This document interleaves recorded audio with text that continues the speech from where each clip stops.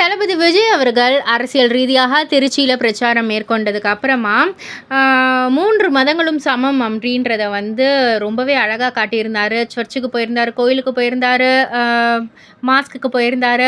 So 3 தெய்வங்களையும் வழிபட்டார். அதில் வந்து சர்ச்சில் வந்துட்டு அவர் ஸ்டார்டிங் டு எண்டு வந்து மண்டியிட்டு முட்டி போட்டே போய் வழிபட்டார்.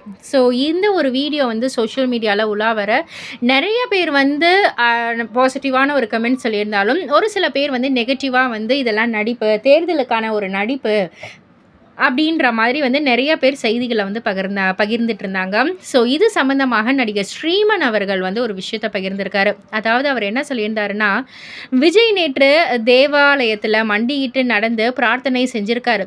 அதை வந்து அவர் தேர்தல் விளம்பரத்திற்காக செய்கிறாரு அப்படின்ற மாதிரி சிலர் வந்து விமர்சனம் செய்கிறாங்க. ஆனால் அவர் தன்னுடைய ஒவ்வொரு திரைப்படம் வெளியாகும் போதும் இது போல தான் பிரார்த்தனை செய்வார். எனக்கு தெரிஞ்ச வரைக்கும் கடந்த 30 ஆண்டுகளாக அவர் இதை வந்து தொடர்ந்து செஞ்சுக்கிட்டு தான் வராரு அப்படின்ற மாதிரி வந்து சொல்லியிருக்காங்க.